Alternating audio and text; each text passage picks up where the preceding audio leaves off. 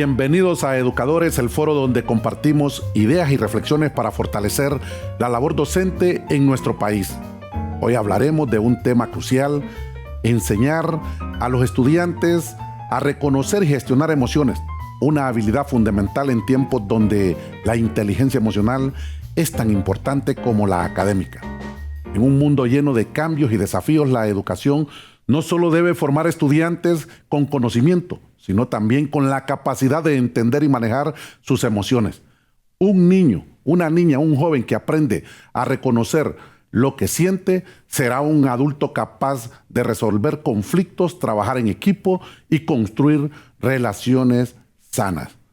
Para hablar de esto nos acompaña la psicóloga Noemí Moreno y Ana Marixa Rodríguez, directora del Centro Educativo John F. Kennedy. Comencemos. Conociendo lo básico del tema de las emociones, Noemí, ¿por qué es tan importante que los estudiantes aprendan a identificar y gestionar sus emociones desde temprana edad? Muy buenos días. Bueno, pues el tema de las emociones es un tema tan extenso, ¿verdad? Que no nos bastaría un espacio pequeño para hablar de todo eso, pero es muy importante ahora en día que vemos que nuestros estudiantes se estresan, están muy estresados, muy ansiosos y muy cargados. ¿Por qué es importante? Porque esto mejora el rendimiento académico. No solamente el rendimiento académico al poder concentrarse mejor para el estudio, sino que también mejora las relaciones interpersonales dentro de una institución con sus maestros, con sus compañeros, y esto permite tener una convivencia más sana y convertir a la escuela en un entorno seguro. Ana, desde la experiencia en el aula, ¿qué señales pueden mostrar los estudiantes que nos indican que necesitan apoyo en la gestión de sus emociones? Bien, corrección, Ana Colindres, directora del anexo John F. Kennedy. En mi experiencia en el nivel prebásico, el control de emociones para los pequeños de 3 a 5 años es importantísimo. Por ejemplo, nosotros estamos adaptando al niño del contexto familiar a un contexto escolar y llevar al niño a un mundo que él tiene que aprender a autocontrolarse y conocer por qué está triste, por qué está enojado, por qué hoy llegó haciendo rabietas. Enseñarle al niño estos conceptos y que él los viva son importantísimos, porque de aquí desprende el ser humano, como decía usted en su introducción, al ser humano en lo que él debe de comportarse como individuo, autonomía, para poder socializar con su compañero en el contexto del aula, en el proceso de aprendizaje, poderse adaptar a un mundo que ya va adquiriendo conocimientos diferentes y que él se adapte, que aporte. Esto le va a dar a él seguridad en sí mismo. Cuando él aprende a decir, hoy estoy triste, ¿por qué? Que lo manifieste. Generalmente en el contexto escolar, en el prebásica, nosotros tenemos actividades iniciales. En las actividades iniciales enseñamos al niño, por decirle, el día de hoy está nublado. Está nublado. Si está nublado, ¿cómo sientes tu clima? Ya el niño expresa. El día de hoy venimos alegres porque queremos aprender cosas nuevas. Entonces mostramos imágenes de alguna carita, cuando es que el niño está alegre, pero él identifica cuando esa carita está alegre. ¿Y por qué estamos alegres? Hoy estamos alegres porque estamos con vida, estamos con salud. Desde ahí iniciamos en el niño a que aprenda a ir identificando el por qué tenemos alegría, el por qué ciertas situaciones de la vida nos proporcionan alegría. Entonces, es muy importante. Claro que las emociones en el proceso educativo. ¿Cuántos alumnos atienden en su centro educativo, Ana? En nuestro centro educativo se atienden actualmente 130 niños y atendemos niños de 3 a 5 años. ¿Con cuántos docentes? 11, tengo 11 docentes. O sea, la relación alumno-docente para poder identificar todo lo que usted ha dicho anteriormente es lo necesario. Bueno, la ley estipula para prebásica un mínimo de 15.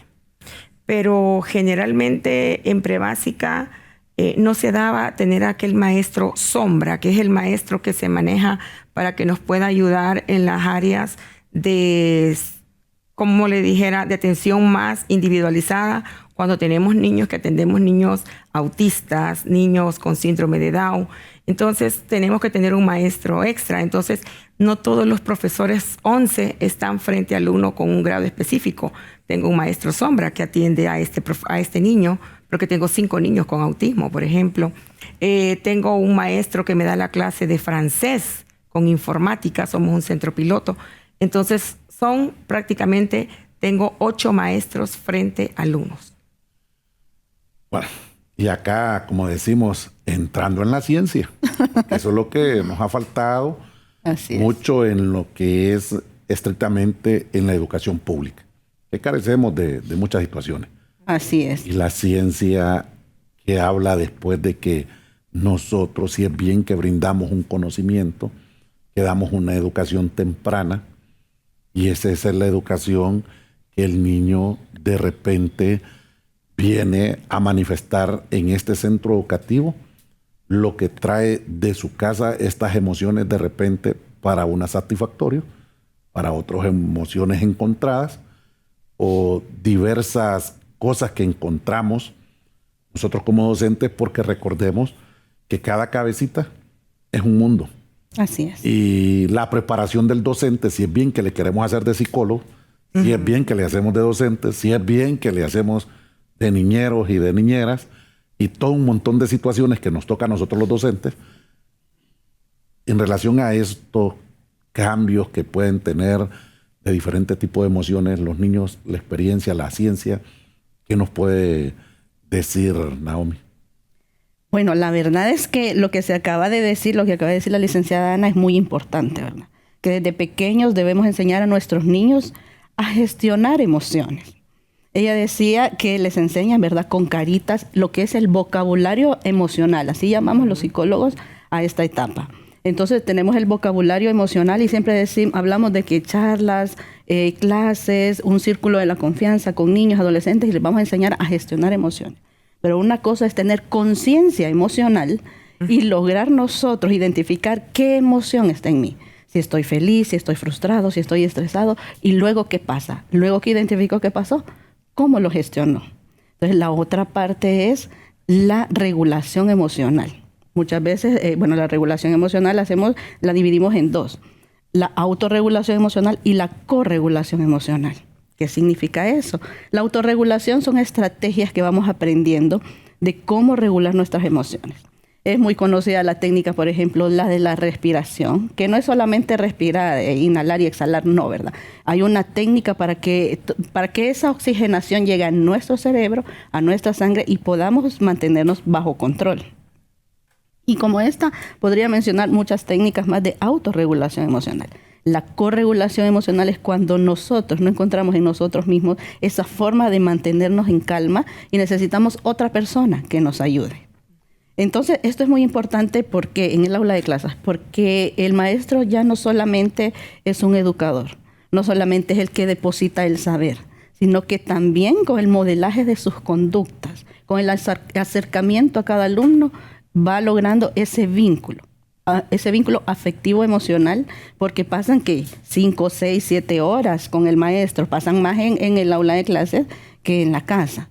Y es verdad, los niños traen conflictos a sus escuelas, ¿verdad? Sabemos el fenómeno social que nos ataca en nuestro país en este momento, y en escuelas rurales o públicas vemos este fenómeno que los niños pues vienen con maltrato, vienen de estar en la calle, que son mal alimentados, que ven violencia intrafamiliar, y todo eso lo traen a la escuela. Entonces vemos un niño que es agresivo, que es impulsivo, que es malcriado, y nosotros vemos la conducta, pero no vemos más allá, detrás del niño. ¿Qué pasa para que este niño reaccione de esa manera? ¿Cómo enseñarlo? Pues debería ser una práctica cotidiana en las escuelas, no eventos aislados, ¿verdad? A veces sabemos que las clases, el día a día, impiden que se hagan este tipo de actividades, pero es muy importante agendarlas, por lo menos una vez a la semana, como decía, un círculo de la confianza, una charla, una conferencia, donde nos ayude a poder ayudar a nuestros niños a gestionarse, a regularse, a identificar qué siento, a comprender por qué lo siento cómo estas emociones están repercutiendo en mi conducta y en mi respuesta académica también. Y luego cuando logro entender todo eso, paso a paso, entonces voy a la etapa de regulación. ¿Cómo regularme? A través de estrategias. Es muy importante, por ejemplo, ahora que todo centro educativo, público o privado, tenga un psicólogo, ¿verdad? Pero un psicólogo realmente orientado a la psicología educativa, porque a veces el psicólogo en las escuelas está muy cargado, que psicólogo clínico porque tiene que llevar casos, que psicólogo educativo, no. Psicólogo educativo que se enfoque, digamos, en terapias de grupos, en actividades de grupos y que también incluya a los maestros para poderles dotar de conocimientos, de estrategias, de técnicas para poder manejar a niños, como decía la licenciada Ana, con TDAH, con autismo, que ahora pues es muy común en las escuelas. Nos recordemos cómo iniciamos. Iniciamos con los niños de prebásica de 3 a 5 años. Así es. La pregunta vuelve de nuevo. Toda la estrategia que usted ha comentado se puede implementar, claro que sí, en estos niños de 3 a 5 años que puedan tener su autocontrol. Claro que sí. Y entre más temprano es mucho mejor, ¿verdad? Porque ya cuando los niños van creciendo, ya son jóvenes, pues ya hay una moldura, ¿verdad? Entonces ya cuando los niños son pequeños es como más fácil. ¿Por qué hice de nuevo la pregunta? La hice porque en muchas ocasiones empezamos a decir, es que está muy pequeño. No. Y hemos dejado que esto avance. ¿Qué consecuencias puede traer a un estudiante el no aprender a manejar adecuadamente sus emociones? Bueno, pues bajo nivel escolar, malas relaciones interpersonales, malas relaciones con el entorno, baja autoestima, pensar que es una persona mala, que es un tonto, porque generalmente se menciona eso, ¿verdad? A veces hay maestros que pierden la tolerancia, los padres también, el entorno. Entonces, este niño es tonto, este niño es un inútil, porque no sabe gestionar sus emociones. Y cuando digo gestionar sus emociones, hablamos a veces mucho de que un niño es enojado, que es agresivo, pero también es un niño que está aislado, que llora, que es propenso a que le hagan bullying. ¿Por qué? Porque los niños débiles son los que ven otros niños agresivos para hacerle bullying. Entonces, en esa vulnerabilidad del niño, esa tristeza, ese aislamiento, también hay una mala regulación de emociones. Y claro, ¿verdad? En la edad temprana, en la infancia temprana, es cuando es más importante aprender a gestionarlas. Y claro, se puede hacer muchas técnicas con niños pequeños. Nunca un niño es tan pequeño como para no recibir una intervención a tiempo. Mire, Ana, la labor del docente, porque muchos creen que solo es que se transmite conocimiento. No. Muchos creen que solo es de agarrar, como dicen, la guía del docente o la planificación y dice, aquí está todo. Eso es fácil, ser docente. Entonces, ¿cómo perciben los docentes la relación entre el rendimiento académico y la inteligencia emocional de los estudiantes? ¿Cómo la perciben desde su momento de actuar? Fíjense, importante, miren, la educación con la psicología van así. Y como dice el licenciado Daniel, el docente no solo es la parte academia, el docente se convierte en trabajador social, en un psicólogo, porque tenemos que involucrar al niño, que el niño desarrolle su parte cognitiva, pero que a su vez controle cómo él debe de adaptarse en un mundo diferente, que es el contexto de casa al contexto escolar. En el área de prebásica, le hablo en el nivel prebásico. Por ejemplo, el tener un niño de 5 años a 6 años que vaya de tercer grado de prebásica a iniciar un primer grado, este niño tenemos que fortalecer en él su seguridad, que aprenda a autocontrolarse, que aprenda a socializar, que aprenda en qué momento va a hablar, cómo va a hablar, a fortalecer su lenguaje, a expresar lo que siente. Perdón, se fue el audio. Importante igual. Detengámoslo porque se está grabando y se perdió el audio. Disculpe. Vamos a volver a hacer la pregunta. Sí. Qué bonito Sí, la verdad, y con los niños pequeños hay una labor increíble y a veces dicen, la gente, como lo decía usted, tan pequeño ya necesita terapia, ya necesita ir al Y psicólogo. empezamos a decir desde la casa, no, hay que esperar que desarrolle, tal vez cambie, y ese más bien ayuda más bien a crear más problemas.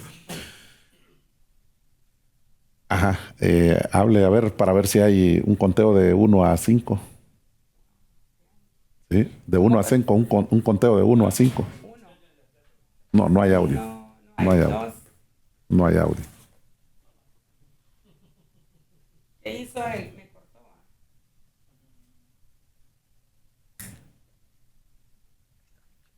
Hoy sí, 1, 2, 3. Ahora sí hay. Capta. Ahora sí hay audio. ¿Dónde mira usted? Soy tramposo. Entonces, baje la pregunta de nuevo. Voy a hacer la pregunta de nuevo.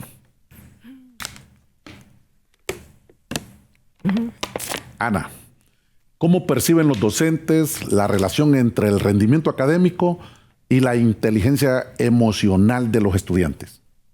¿Cómo lo perciben? En el rendimiento académico, en el quehacer en el aula, le decía que el docente no solo está para desarrollar los programas en formación académica.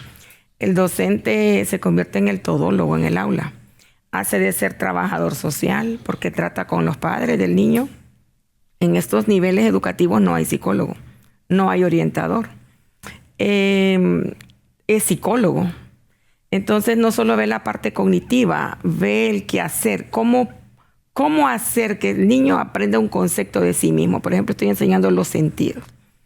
Los niños que tienen una educación temprana en casa, que le estimulan su estimulación temprana, que viene desde el hogar, que es de 0 a 3 años, vaya. El niño que viene en un contexto que tiene tecnología, que tiene el papá que es letrado, que el papá es X profesión, ese niño se va a desenvolver diferente en nuestro contexto escolar. Pero tenemos niños que vienen de diferentes hogares. ¿Y qué pasa con aquel niño que viene de hogares maltratados? ¿Qué pasa con aquel niño que viene de hogares disfuncionales, que no está con mamá ni con papá, sino con la abuela o con la tía? Con niños que no tienen el contexto de hogar, llámele que tengan una sala, que tienen su habitación para ellos, etcétera, sino que vienen de lugares extremadamente pobres. Este niño, ¿cómo se refleja su aprendizaje en el salón de clases? Es un niño intro. Generalmente es introvertido. U otro es muy dado a andar más molestando al otro niño, molestando al compañero, toca una cosa, toca otra. No hay un control en emociones en él porque él anda, como dicen, buscando, porque no ha tenido quien le oriente. ¿Cómo debe de sentarse? ¿En qué momento va usted a hablar? ¿Recuerdan ustedes cuando nuestros abuelos nos decían con una seña que eran conversaciones de adultos y que no tenía que estar? Ellos no manejan eso. Entonces, la profesora viene y como no hay un aprendizaje, hay un registro anecdótico donde la maestra va llevando controles. Entonces, se regresa la maestra, atiende al niño, llama al que es el representante del niño. Generalmente no va. Entonces, empezamos a hacer otra labor. Empezamos a hacer una labor diferente. Las emociones tienen que ver mucho en el proceso académico, en el proceso de aprendizaje en los niños. Hay algo, disculpe que la interrumpa, profesora Ana, hay algo que es estructural. El alto índice de pobreza afecta. El alto índice de inseguridad afecta. Y si hablamos todo el contexto en materia socioeconómica, es algo que es mentiras, que en 4 horas clases que se tiene reloj a ese niño y a esa niña o a un adolescente en el centro educativo podemos cambiar. Aquí el compromiso debe de ser de manera integral. Sí es. Debe de ser toda esa comunidad educativa, docentes, padres de familia, toda la sociedad, de que necesitamos y urgimos de un cambio estructural profundo. Y todos debemos de comprometernos, las iglesias, los patronatos. Nosotros tenemos aún en comunidades, sociedades de juntas de agua, que si no le pagan el agua, corte el agua del centro educativo. Todavía tenemos eso. Entonces, hay una barrera cuando nosotros más bien debemos de brindar ciertas oportunidades. Muy interesante el tema, pero esta información, por el momento, vamos a nuestra primera pausa, pero no se vayan porque ya regresamos con más.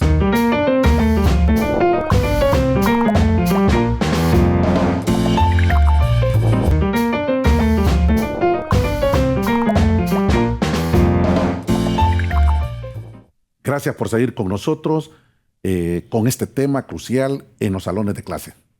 ¿Cómo se gestionan que los estudiantes puedan manejar sus emociones ahora que conocemos la importancia del tema?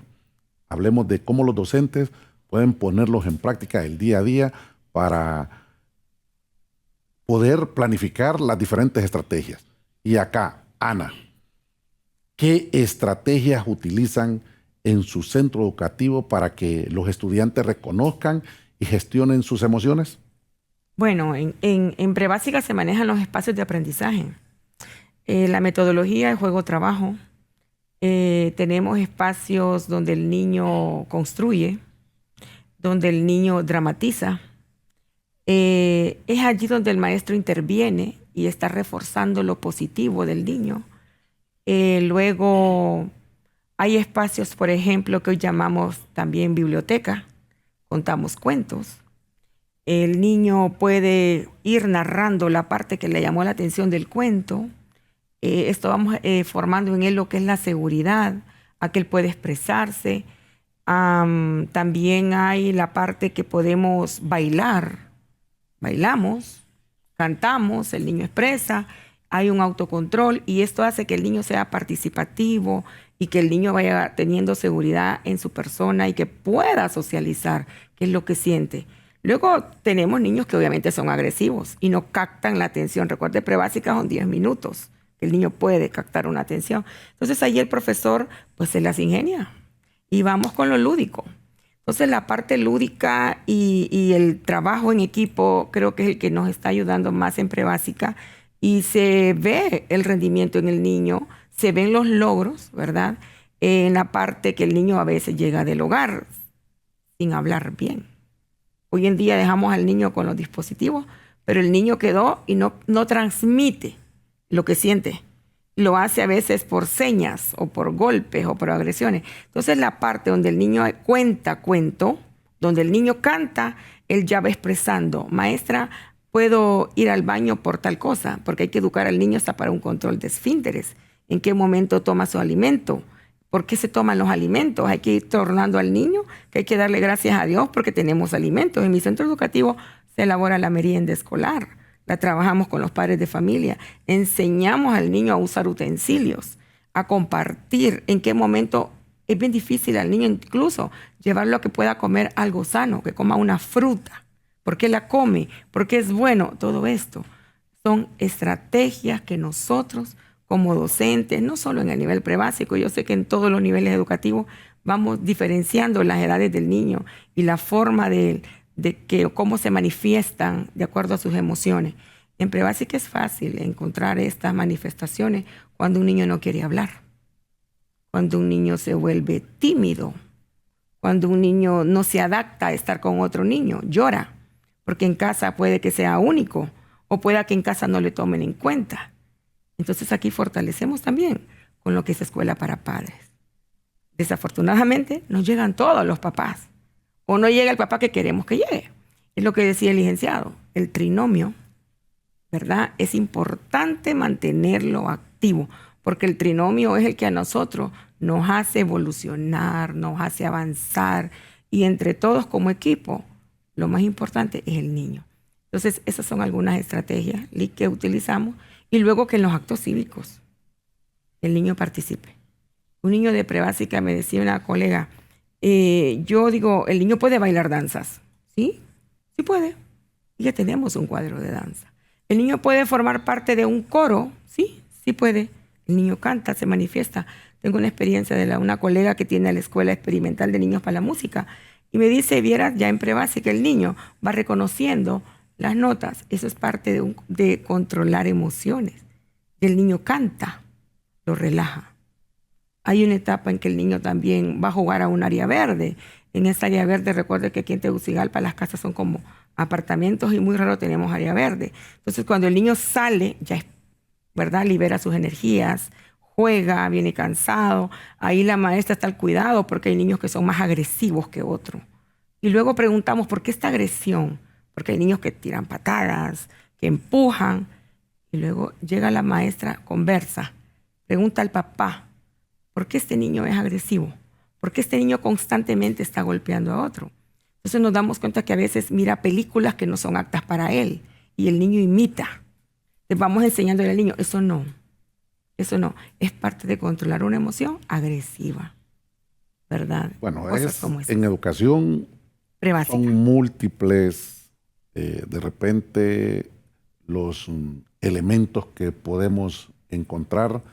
Recordemos que es multifactorial la Así problemática nuestra. Es más, los problemas se pelean unos con otros para protagonizar. Y eso lo miramos en los medios. Cierto. Y miramos cosas estructurales, cosas así sencillas. El alto índice de pobreza, por ende, trae menos empleo, menos inversión, incluso hasta en el sistema educativo, y el alto índice de delincuencia. Exactamente. Alguien podrá decir, hemos bajado cifras, hemos aumentado. Bajen o suban, en el país son altas todavía. Noemí, ¿qué herramientas prácticas recomendaría a los docentes para trabajar la educación emocional dentro de las aulas? Muy importante lo que dijo la licenciada Ana, estos espacios lúdicos, ¿verdad? Llámese una biblioteca, llámese un aula lúdica, donde pueda tener un rincón de la calma, un rincón de la lectura, un rincón del juego, un rincón del baile. ¿Por qué? ¿Por qué identificar estos rincones? Para que el niño también sea capaz de reconocer sus emociones y por sí mismo buscar el rincón que le corresponde para poder gestionarse. Por ejemplo, puedo decir, un niño lo acaban de empujar en el recreo, no pudo hacer nada, está con su enojo, va a este espacio lúdico donde debería ser permitido, no decirle, no penalizarlo. Ya terminó el recreo, vamos a clases, pero el niño necesita un espacio donde poder relajarse. Entonces va a este espacio y acude, digamos, bueno, este es el rincón de la calma, necesito calma. Entonces, ¿qué vamos a poner ahí? Estímulo, ¿verdad? Estímulo, colores, cojines con colores. Puede ser expresar esto a través del dibujo, a través de la pintura, a través del baile. Si él dice, bueno, ya me relajé, ya respiré, poner globito, ¿verdad? Donde el niño pueda soplarlos, inflarlos y esto le permitirá, estamos hablando de niños pequeños, le permitirá relajarse. Poner una velita también donde la pueda soplar y que pueda relajarse. Puede ser, como le digo, hay tantas maneras de gestionar emociones y hacerlo también en las escuelas. Primeramente, el modelaje de las conductas, como lo decía anteriormente, de los maestros. Esta es una de las estrategias que podemos tener, ¿verdad? También jornadas lúdicas, hablar de temas de emociones. Y no solo hablar de temas, ¿verdad? Convertirlo en un taller práctico donde podamos llegar también a técnicas de relajación. Podemos trabajar con caritas felices, tristes, estos emojis que salen ahora en las redes sociales, en los celulares y que son tan conocidos por los niños. ¿Qué significa cada carita? ¿Qué sentís cuando estás enojado? Entonces pone la carita roja, enojado, cuando estás feliz. También podemos hacer técnicas de dibujo. Hay una técnica que va junto con una metáfora, ¿verdad? Se llama la metáfora de la mochila. La mochila de mis emociones. Entonces, en el rincón de lectura tenemos la metáfora de la mochila. ¿Y qué hacemos? Vamos en una hoja grande y en el suelo. Vamos a pintar, vamos a dibujar una mochila. ¿Qué vas a dibujar acá? Si el niño es preescolar y no puede escribir, símbolos.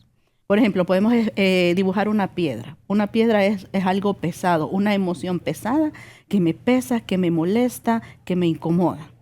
Puede dibujar una pluma. Una pluma puede ser alegría, la felicidad, porque llego a la escuela donde tengo amigos, puedo jugar, puedo platicar, cosas que no hago en mi casa, porque tal vez viene de un ambiente nocivo y agresivo. puedo dibujar un libro, que es el aprendizaje, colores para pintar. Entonces, así vamos llenando esa mochila y vamos identificando emociones. Entonces, se puede hacer de diversas formas, ¿verdad? Conocer al niño, porque no todos manejamos las emociones de la misma manera. Aún estando ante los mismos estímulos, podemos reaccionar de formas diferentes. Eso pues depende ya, ¿verdad?, de las diferencias individuales de cada uno, y el maestro que está tantas horas en clase con los niños aprende a conocerlos a veces mejor que los padres. Una consulta. ¿Ha tenido el manejo de un grupo de 25 a 30 niños con emociones diferentes? Fíjense que trabajé en un centro escolar, no estaban a mi cargo porque yo era la psicóloga, pero sí lo podía observar.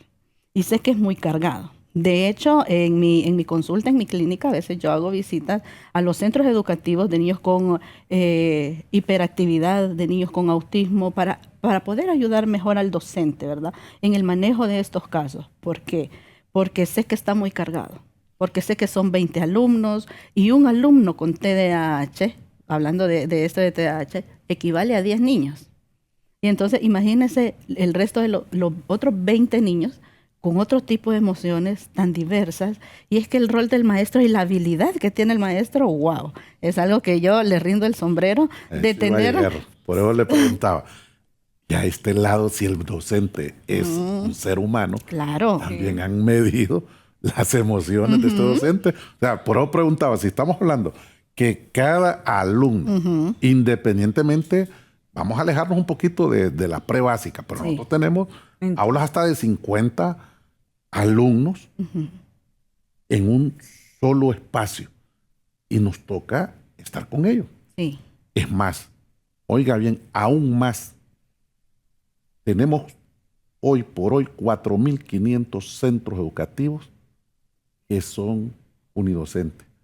Tenemos 2.500 centros educativos que son bidocentes. ¿Qué significa?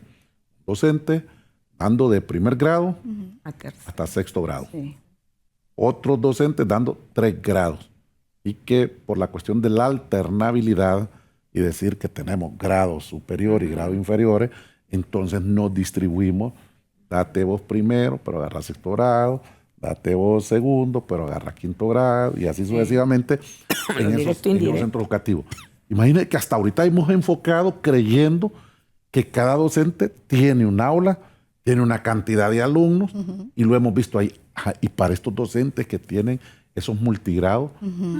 Que no solamente es como 3 grados que tenemos. Claro, son realidades. Yo también he visitado escuelas tierra adentro, donde son escuelas unidocentes, donde el docente no solamente tiene que lidiar con la cantidad de niños, sino con los diferentes programas de cada grado, ¿verdad? Entonces es un trabajo realmente donde el estrés laboral a veces es bastante pesado, es bastante cargado, pero yo lo digo, qué habilidad en la que tiene el docente de manejar estos niños en el aula, luego de ahí ir a manejar los niños en su casa, ¿verdad?, sus hijos. Y sin embargo, los maestros conocen a los niños a veces más que los padres, algunas veces.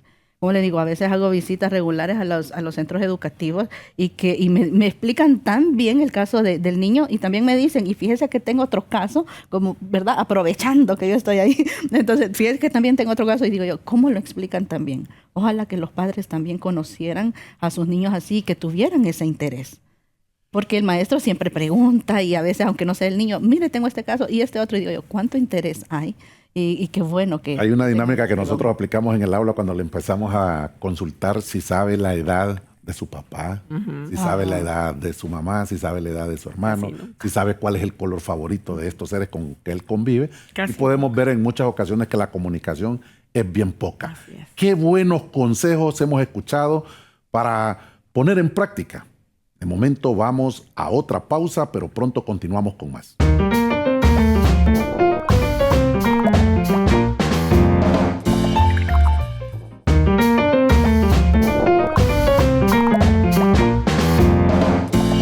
Gracias por seguir con nosotros en Educadores. Estamos hablando hoy con 2 invitadas muy especiales sobre cómo enseñar a los alumnos a reconocer y gestionar sus emociones. Pero hablemos ahora de los retos que tenemos en nuestro país para incorporar este enfoque en la educación. Ana, ¿qué dificultades se encuentra en su centro educativo para llevar a cabo proyectos de gestión emocional con los estudiantes? Interesante. ¿Qué dificultad? La dificultad más grande que encontramos a nivel de centro educativo, fíjense que es la participación del padre, el involucramiento del papá. Porque sucede que uno tiene un proyecto programado para, digamos, 130 papás. Y si me voy por grados, digo, voy a hacer con 60 padres.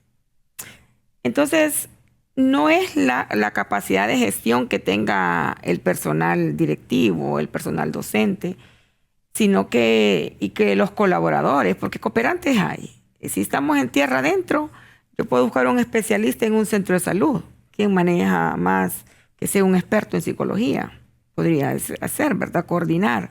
O en los centros de media, tiene que haber. En los centros de salud. Sí, también en los psicólogos. Psicólogos deberían de haber. Claro. Deberían.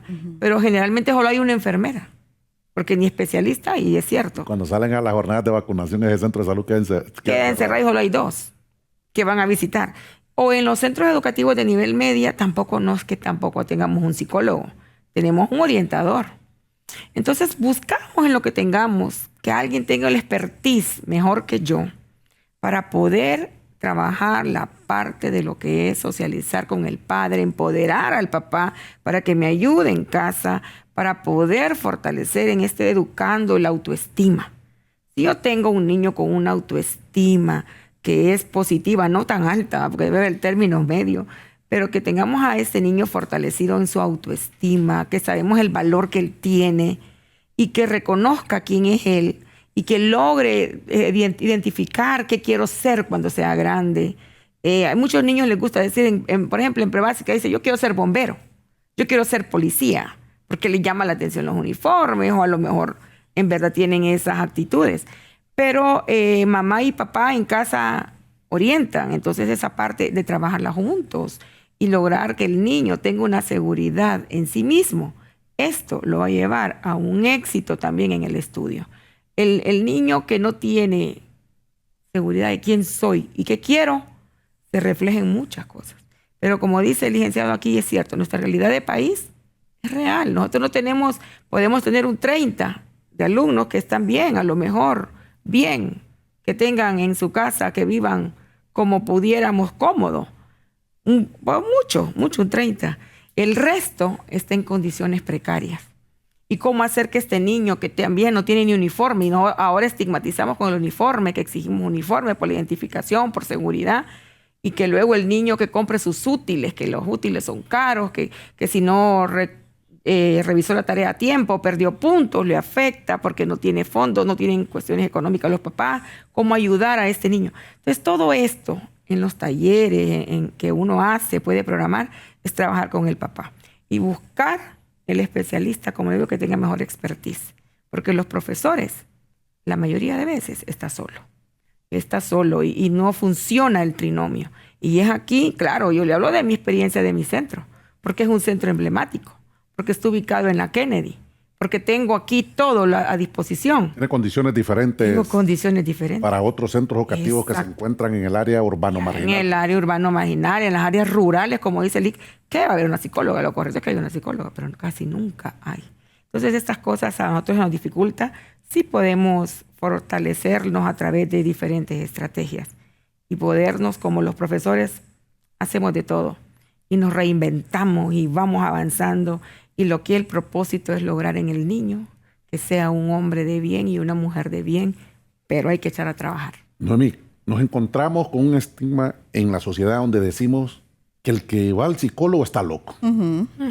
También. Entonces, hoy tiene la oportunidad, acá en las cámaras, de poderle decir a todos los que miran este programa, que sabemos que son muchas personas que lo siguen, padres de familia, docentes, los mismos alumnos, ya con conciencia y proyección social, también miran este programa. ¿Qué les podemos decir en relación a poder estar en sintonía, en consulta con un psicólogo? Bien, pues yo tengo 15 años de experiencia profesional. En estos 15 años jamás he atendido a un loco, sobre todo porque los locos no existen, ¿verdad? No existen los locos. Creo que la visita al psicólogo o un psicólogo en una escuela debe ser normalizada. La salud mental es tan importante como la salud física, y las visitas, como vamos al odontólogo, a un centro de salud, a un chequeo médico rutinario, también así debería ser la psicología, sobre todo porque pues ya se sabe, ¿verdad? Que los problemas físicos generalmente tienen un origen psicológico, un origen emocional. Hablamos de diabetes, hablamos de incluso de herpes, de tantas cosas, que todo eso tiene un componente emocional, un componente psicológico. Y sí, ¿verdad? Tenemos ese estigma todavía que el psicólogo es para los locos. No, ¿verdad? Cualquier persona puede ir al psicólogo, una persona que esté en un duelo, una persona que acaba de recibir un diagnóstico, ¿verdad? Una persona que tiene un duelo afectivo también, o una persona que acaba de perder a su mamá, o sea, tantas cosas a las que nosotros como psicólogos tenemos pacientes en nuestras clínicas y no son locos, ¿verdad? Como le digo, no existen los locos, entonces no es para los locos. Dicho esto, ¿qué barreras enfrentan los docentes hondureños para priorizar la educación emocional en sus aulas? ¿Qué barreras? Pues creo que la atención oportuna, ¿verdad? Porque la atención psicológica en un centro educativo no debe ser solamente para los niños, también para los docentes. Como lo habíamos hablado anteriormente, cómo hace un docente para identificar cada niño, para trabajar con cada niño. Entonces también el maestro necesita un poco de higiene mental, necesita un cuidado emocional. Entonces no solamente hablemos que en un centro educativo necesitamos psicólogos para los niños. Si quien está al frente, quien está guiándolos, no tiene esa asistencia psicológica, entonces probablemente no los va a guiar eficazmente. ¿Por qué? Porque se va a cargar, se va a estresar, va a llegar un momento en que la versión del maestro no va a ser la mejor para su alumno. Necesita él también sanar emocionalmente. Antes me había dicho que usted ha visitado centros en condiciones, pudiéramos decir, vulnerables en el sentido amplio de la palabra, y en esa observación que usted realizó, se hace su esquema mental y de repente no sé cuál era el objetivo, pero me imagino que le deja recomendaciones al docente de cómo poder tratar cierta problemática. Y es acá donde nosotros en muchas ocasiones estamos creyendo es solo la parte socioeconómica o económica, para poderlo decir así de manera bien puntual, viene a impactar, y nosotros sabemos que no. Como dicen, hasta en las mejores familias suceden casos que nos sentimos sorprendidos y en muchas ocasiones solo nos volvemos tan excluyentes que decimos allá en lo rural, allá en lo urbano marginal, y empezamos a vernos o a sentir excluyentes ese sector. Así, en una manera corta, como decimos nosotros, ¿cómo podemos invitar al padre de familia, con o sin el recurso económico, a que una vez que quiera apoyar a su hijo, porque recuerde, la primera escuela es el hogar? Así es. Y quien mejor conoce a este niño, a esta niña, a este joven, es su papá, es su mamá. Pero en muchas cosas nosotros mismos colocamos una barrera que decimos, no tengo la posibilidad económica, y otros dicen, yo la tengo, pero no tengo el tiempo. Entonces, ¿cómo podemos invitar a este sector que es la prioridad uno, con o sin el recurso, que una vez que haya identificado algo en su hijo o en su hija, pueda llevarlo a que se le brinde la ayuda necesaria? Sí, es muy común esto de las escuelas para padres y es bastante general, ¿verdad? Porque son temas que no los damos, no los dirigimos directamente a un caso específico, sino que es en general un fenómeno que está pasando dentro de la escuela. Se puede empezar con escuelas para padres.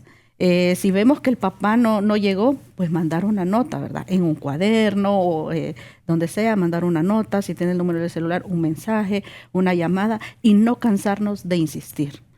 su hijo necesita atención, nosotros necesitamos que venga, sin penalizar, de decir, bueno, si usted no viene, su niño no va a entrar a clases, no, eso no, ¿verdad? Pero no cansarse de hablar con el papá, mandar mensajes. En primera instancia es como un mensaje de que necesitamos que venga a la escuela. Pero aquí es para llegar al centro educativo, para buscar esa ayuda profesional. Bueno, esa conciencia, ¿verdad? Porque como siempre lo decimos, el éxito en una terapia psicológica depende mucho del paciente, de la persona que identifica que necesita ayuda. Yo le puedo decir a usted, necesitas ayuda porque pasa esto. Y lo puedo volver a decir, se lo puede decir la licenciada Ana, pero si usted no es consciente realmente que necesita ayuda, no va a llegar, ¿verdad? Entonces hacer como estas campañas de concientización también, de cosas generales que estamos lugares viviendo. Específicamente en los sectores públicos pueden llegar para pedir esa ayuda profesional con un psicólogo? Bueno, están algunos centros de salud, ¿verdad?, que brindan atención psicológica. A veces no son los psicólogos, están contratados por el sistema público, sino por ONGs. Pero sí tengo entendido que casi en todos estos centros de asistencia médica hay psicólogos. Entonces puede acudir, ¿verdad?, a una primera instancia. También hay otros números, ¿verdad?, los que puede llamar, como el teléfono de la esperanza, donde puede hacer algunas evaluaciones, dinámicas, terapias de grupos. Hay muchos lugares, pero el primer paso es identificar que tiene un problema. Eso es importante porque en muchas ocasiones la limitante, yo no tengo el recurso económico para poderle brindar o que pueda tener un apoyo que la ciencia de verdad lo oriente. Y eso no lo podemos dejar de un lado. Ana, ¿qué apoyo institucional sería necesario para que más escuelas incorporen la educación emocional de manera formal? Apoyo institucional. Aquí tenemos que la educación es de todo. Tenemos que involucrarnos todos. Miren, Ciudad Mujer tiene psicólogos, ¿verdad? Nos puede apoyar. El mismo padre de familia, también hay expertos también. Nos hemos encontrado que hay padres de familia que también algunos son psicólogos, aquí en Tegucigalpa. Y también pues unirnos como una comunidad. Yo creo que cuando hacemos un plan de trabajo en el que involucramos a las APF, los organismos de apoyo de la comunidad, podemos entre todos pues avanzar. Ese es lo ideal, pero que no solo quede plasmado en un papel, sino que poder contribuir con lo que yo sé para hacer un cambio. Y también es muy importante, importantísimo para el padre de familia es la comunicación. La comunicación con nuestros hijos en el entorno de nuestro hogar está fallando mucho. Entonces esta comunicación que tenemos son otras estrategias que la comunicación con nuestros hijos debe de darse. Comer juntos, compartir, ver un programa de televisión o tener una hora específica de conversar, es parte de, porque en la medida que los hijos expresan los sentimientos que tienen o lo que vivió hoy en la escuela o lo que hizo hoy en el centro educativo, que se le dificultó, que le dijeron algo malo, que hoy le llamamos bullying, siempre ha habido quien te etiquete, que te dice un apodo. A mí antes me decían un apodo y a mí, pues como yo lo superaba, no me importaba, pero esos temas que parecen ser que no son tan importantes, en algunas personas calan y luego te vas quedando callado y te vuelves intro, ya no expresa. Entonces tenemos que unirnos y buscar estrategias. Pero la número 1, yo me iría con la comunicación. Es la más importante, porque generamos confianza en casa. El contexto del hogar, acuérdense que la familia es la base de la sociedad. Si en casa tenemos cimentado una confianza, respeto, los valores, y luego vamos al centro educativo, que ya fortalecemos la otra parte. Pero la primera parte, yo creo que a nivel de familia, también nos estamos quedando atrás. Y por eso hay mucha violencia. Hay antivalores. Entonces tenemos que buscar estrategias todos y unirnos por el beneficio de nuestros niños, de nuestros jóvenes. Qué interesante conocer de estos puntos de vista cómo nos enfrentamos a este tema desde los centros educativos. Vamos a nuestra última pausa, así que no se vayan porque ya volvemos con más de Educadores.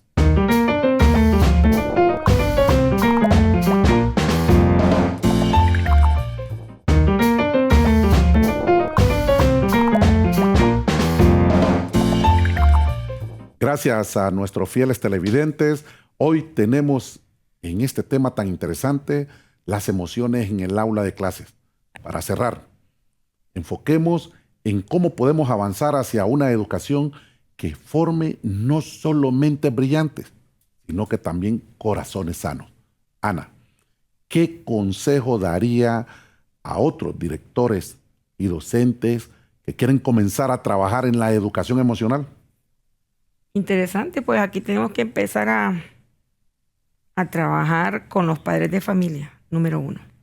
Con el padre de familia, el empoderamiento del papel que juegue el papá en el proceso educativo. Luego, trabajar con nuestros estudiantes, indistintamente del nivel educativo. Hay que trabajar con nuestros estudiantes a que conozcan cuál es su rol como estudiante, qué es él como un individuo, y también fortalecer los valores, tanto culturales, cívicos, morales. El fortalecer los valores y el hacer cosas buenas por Honduras, el que amemos, el que me ame yo misma, puedo amar a los demás. Yo creo que son estrategias que tenemos que trabajar en equipo. Aquí yo me iría allí nomás, con la comunidad educativa, primero. Y aquí fortalecer estos lazos de apoyo. Como directora, yo los mantengo en una comunicación constante con los papás a través de un chat, a través de un teléfono, como decía usted, acercarnos al padre, no estar arriba, sino que hay que trabajar, ¿verdad?, de una parte más horizontal, acercarnos a nuestros niños. Decían que no es bueno abrazar a un niño. A veces el abrazar a alguien genera confianza. Entonces hay que enseñar a nuestros padres de familia a que fortalezcamos esos vínculos en casa, a que la educación y estimulación temprana la hagamos desde que estamos con el niño en nuestra panza, que está creciendo, desde ahí que vayan hablándole al niño que es importante y que es un tesoro de vida que Dios nos dio. Y solamente así, fortaleciendo estas estrategias. Bueno, hay cosas que las escuchamos y de repente todo depende desde el espacio y son todos esos sueños que pretendemos para tener una sociedad más justa. Pero Noemí, ¿qué cambios se pueden esperar en el futuro de los estudiantes si se integra la gestión emocional como parte esencial de su formación? Muy importante, ¿verdad? La educación emocional, porque de ahí deriva todo. Autoestima, metas cumplidas, sueños alcanzados, qué soy capaz de hacer. La regulación emocional es tan básica porque nos determina como seres humanos. El éxito depende de eso, de la autoconfianza que tenemos, de la autorregulación que llegamos a tener, de nuestro autoconocimiento. ¿Quiénes nos llegan a llegar ahí? Por supuesto, nuestro núcleo familiar, los padres. Como los padres nos ayudan a nosotros a ser más fuertes, a ser más independientes, a ser más autónomos, incluso en edades pequeñas. ¿Por qué? Porque hay niños que llegan al preescolar muy inseguros, niños que llegan muy nerviosos, muy aturdidos. ¿Por qué? Porque en casa les han sobreprotegido algunas veces o les han maltratado. Entonces, como le decía, los estímulos pueden ser diversos y las reacciones también. En cada niño pues, va a fluir de manera diferente. Por supuesto, la autogestión emocional, esta inteligencia emocional, es importante aprenderla para nosotros mismos y para los demás. Y para nosotros mismos, ¿por qué? Porque nos logramos identificar, reconocer lo que sentimos, por qué lo sentimos, cómo gestionarlo, cómo resolverlo y también cómo prevenirlo. Aunque sabemos que las emociones son una respuesta automática, si logramos identificar qué factores detonan esas emociones, podemos prevenirlas a través de ¿qué? De evitar este tipo de situaciones y saber entrar en control de mí mismo cuando me encuentre ante ellas. Hacia los demás, ¿por qué? Porque es importante la empatía, ser empático con lo que los demás sienten también para poder tener armonía. Si una persona está agresiva, si es impulsiva, si está triste, ser empático. Si está aislado, acercarnos en la escuela y preguntarle por qué está solo, jugamos. Eso es empatía y eso es respeto. Entonces es importante la inteligencia emocional en ambas vías, hacia mí misma, a reconocerme y a reconocer a los demás. Voy a pedirle que me amplíe un poquito más, tomando elementos de lo que decía Ana y con lo que usted también participaba. Hoy nosotros no es del desconocimiento que la mamá llega o el papá llega a su casa, como quien dice, para que no me molestes, o ahí está el televisor, o aquí está mi celular. Y la pregunta es, Y hay que tener una buena comunicación, traído de acá y puesto acá entre lo que estamos hablando con la ciencia y de la parte ya formativa y de la parte que debe de inducir, ¿qué le podemos recomendar a este padre o a estos padres para hablar mamá y papá? No me molestes porque vengo cansado, aquí está el teléfono, ahí está la computadora, y que hoy también hemos visto el crecimiento de cómo los jóvenes y niños que recientemente, ahorita, 14, miraba en las noticias que allá por un departamento de la costa norte, un niño de 9 años se ahorcó con una cabulla y venía recién saliendo de sus desfiles patrios. El 14, no me recuerdo si el 14 o el 13, miré la noticia y cómo va en crecimiento. Y ahora la pregunta es, ¿qué le podemos decir entonces a estos padres, a estas madres, al vecino que en muchas ocasiones, más de apoyar, empieza, como decimos nosotros, a sonsacar o a meterle leña al fuego, como decimos popularmente? Entonces, sí nos gustaría que desde su experiencia y con el conocimiento que de verdad requerimos en esos centros educativos, ¿qué le podemos recomendar a la sociedad, al docente, al vecino, de que podamos nosotros colaborar y aportar para poder detener ciertas situaciones? Sí, con esto de las redes sociales, pues ahora pensamos que nuestros hijos están bajo nuestra supervisión y nuestro control al estar dentro de casa.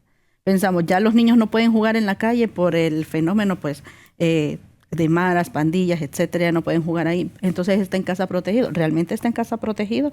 ¿Qué está viendo en las redes sociales? Porque nosotros proporcionamos eso. Realmente que el día a día nosotros nos endurece, ¿verdad? Las preocupaciones por tantas cosas que nosotros nos ponemos en el camino, ¿verdad? Que queremos tener nuestros hijos que tengan la mejor educación, que nuestro trabajo, que etcétera, tantas cosas que nos preocupan. Y lo último en lo que realmente pensamos a veces es en esa seguridad emocional de nuestros niños.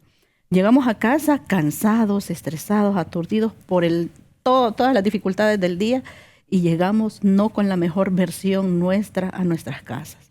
No porque queremos, sino que el estrés también se apodera de nosotros como padres. No te enseñó nada de ser docente. No te enseñó, ajá, sí, exactamente. Entonces, ¿qué hacemos? Nosotros también, bueno, los padres, desconectémonos de las redes, porque no es solamente tener el celular porque estoy cansado y estoy ocupado. Entonces, ¿y qué hago yo porque estoy cansada y estoy ocupada? Agarro también mi dispositivo y empiezo. Entonces, ¿qué hago? No estoy gestionando mis emociones. Estoy sustituyendo mis emociones por sensaciones. No estoy permitiéndome, como adulta, gestionarme, sentir y reconocerme, sino que no puedo con eso, voy a desconectarme, no quiero estrés, no quiero enojo. Entonces el Facebook, el TikTok y todo esto me entretiene y me relaja. Eso no es gestionar emociones. Y eso es lo que enseñamos a nuestros niños en casa, a sustituir emociones por sensaciones, como tener el dispositivo, no molestes, relájate y relájame a mí también, no me molestes. No, aprendamos en casa qué es gestionar nuestras emociones para que con nuestro modelaje también enseñemos a nuestros niños, desconectémonos al llegar a casa de las redes sociales, de los dispositivos, de la televisión. Antes decíamos, ¿no? Antes que no existía el celular convivíamos más, pero no convivíamos para conversar, sino para ver la novela de las 3 de la tarde, de las 7 de la noche, y estábamos conectados ahí con un dispositivo que todavía tenemos enfrente de nuestra sala. Pero dispositivo al fin y al cabo. Realmente no teníamos y no tenemos todavía esa jornada de convivencia, de platicar, de expresarnos. Entonces yo le recomendaría desconéctese. Con el fenómeno del suicidio. La energía eléctrica, dice, este es el momento de jugar ahora. Ajá, sí, de contar aunque sea las historias del pueblo, las historias de terror, pero esa es la sana convivencia. Desde un tiempo también, sí, en la semana, porque cantidad no es calidad. Si en la semana no tenemos un espacio para conectar con nuestros pequeños, entonces el fin de semana vamos a comer a algún lugar, y si no hay dinero para comer a algún lugar, pues vamos a caminar, porque caminar pues no vamos a gastar nada. El caso es propiciar esos espacios de convivencia, de diálogo y de comunicación asertiva. Porque que nos comuniquemos no significa que siempre nos comunicamos de la mejor manera. Tenemos que aprender a comunicarnos y aún así, hoy el niño empieza a sentarse y como para que no moleste, lo que tiene en la mano es un celular. Y nos cae en gracia que decimos, oye, este niño, decimos nosotros, maneja este aparato mejor que yo, que estoy adulto. Sí. Tengamos cuidado en ese sentido. Ana, ¿qué experiencia positiva podría compartirnos que reflejen el impacto de trabajar la inteligencia emocional en su institución? Importante, fíjese que con los niños, lo hablo propio del nivel, tengo experiencia en los 3, pero me gusta el nivel prebásica. Es importante al niño, desde el momento en que le enseñamos el concepto de familia, ¿quién soy yo? ¿Quién es un niño? ¿Quién es un hijo? ¿Y qué hace un hijo? ¿Qué hace mamá y papá? Es positivo porque vamos ubicando al niño en el contexto social. En la parte emocional, él reconoce su papel que debe de jugar como hijo. En el centro educativo reconoce lo que hace un niño, lo que aprende, lo que va a aprender para la vida, lo que le va a ayudar a ser el día de mañana un prominente abogado, una prominente profesora, porque cuando los oficios los ponemos a dramatizar. El que controle las emociones y que aprenda el niño a identificar el por qué se pone triste, el por qué hoy no quiere hablar, el por qué anda así como agresivo, el llegar ya al final, es bonito los logros. Actualmente nosotros tenemos un gobierno escolar en los niños de prebásica y generalmente uno lo hacía por cumplir lo que pide la Secretaría de Educación. Pero si nosotros le explicamos al niño el rol que juega cada niño en el gobierno escolar, entonces los niños se sienten líderes y vamos despertando en ellos un liderazgo y su emoción de poder decirle al niño, yo prometo. ¿Y qué promete? Voy a prometer que vamos a sembrar árboles en el parque de recreación. Qué bien, ¿con quién lo vamos a hacer? Ya el niño va soltando y va comprendiendo que él es un líder y que él prometió. Y que luego cuando logró ganar, ganó el movimiento, por ejemplo, Caritas Felices, que es el color amarillo. Y entonces dice, nosotros ganamos. Ahora que ganamos, nos toca hacer la actividad de reforestar. Interesante lo que me pasa. Aquel niño se empoderó de que es un líder, de que es una presidenta, de que sabe que tiene un compromiso. Nos pidieron ahorita que fuéramos al estadio. Y eso es real. Porque estamos involucrados como un centro piloto en lo que es el idioma francés. Entonces, la niña vamos y le digo, te vas a sentir emocionada porque vas a ver a la presidenta. Directora, pero si yo también soy presidenta. ¿Cómo está su autoestima? ¿Cómo él entendió su papel? Sí, tú eres una presidenta del centro educativo, pero ella es la presidenta de la nación. Entonces, creo que estas pequeñas cosas que podrían hacerse, que enseñamos en el aula, que luego le llevamos al niño, que lo trasladamos, que le enseñamos el valor que tiene como individuo, que le decimos que él es importante, que le decimos que su actuar se debe de evidenciar, pero lo bueno nos lleva a un éxito. Entonces sí hay éxito cuando tenemos emociones en los niños bien fortalecidas. Si hoy usted tuviese decisión política, ¿qué nuevas políticas públicas implementaría para fortalecer especialmente estos temas que estamos hablando ahorita? Mire, yo ingresaría, es importantísimo un psicólogo a nivel de centros educativos en todos los niveles. También un trabajador social. Es importante a nivel de centro educativo. Importantísimo como política educativa está, pero también dotar de material al compañero docente. De material no solo didáctico, de que se rompe, de que se arruga, sino también para poder enseñar disciplinas, deporte, para poder enseñar instrumentos, música. Yo de todo eso dotaría. Es necesario porque el profesor... ¿Está el docente con la formación adecuada para poder atender todo este tipo de temas? Hay docentes. ¿Hay docentes o los docentes están formados para atender? No, deberíamos tener uno de música en un nivel de centro que le enseña al niño a tocar un instrumento. Este niño despertamos otro. ¿Por qué? Este es el año de las artes. Sí, pero es el año de las artes, pero en realidad tengo que ver cómo enseño las artes, ¿verdad? Entonces hay que fortalecer. Está en currículo, pero no se cumple. Noemí, ¿Cómo podemos capacitar mejor a los docentes para que sean también guías emocionales de sus estudiantes? Creo que tomar en cuenta la importancia, el pilar tan importante que es un docente como formador. Formador no solamente, como le decía, depositar el saber, no. Formar en todas las áreas. Son como los segundos padres, así se ha identificado, los segundos padres que van guiando, que van entendiendo a los niños, que comparten sus espacios, y es importante dar la prioridad a los maestros. ¿Cómo hacerlo? Pues con campañas, con jornadas de capacitación, talleres, haciéndolo de manera más empática, lo más empático posible. ¿Por qué? Porque en la manera que yo trabajo mis emociones, de esa misma forma voy a trabajar las emociones de mis niños. Cómo yo logro gestionarme a través de técnicas de autorregulación, de confrontación conmigo mismo. Entonces, en esa misma forma, esas mismas técnicas se pueden implementar, adaptar a niños pequeños para que puedan tener un mejor éxito. Puedo trabajar mejor yo desde lo que conozco, desde lo que experimento, a decir, bueno, esta es una guía que me dio el psicólogo y así lo voy a trabajar. No. En base a mi experiencia, en base a mi trabajo y a mi gestión, puedo ayudar a mis niños a gestionarlas también. Hoy hemos aprendido que enseñar a reconocer y gestionar emociones es tan importante como enseñar matemáticas o ciencias, porque preparar a nuestros estudiantes para la vida. Agradecemos a nuestras invitadas por compartir sus experiencias y conocimiento, y a ustedes docentes, también padres y madres de familia, por acompañarnos en este programa. Recuerden, educar el corazón es educar para la vida.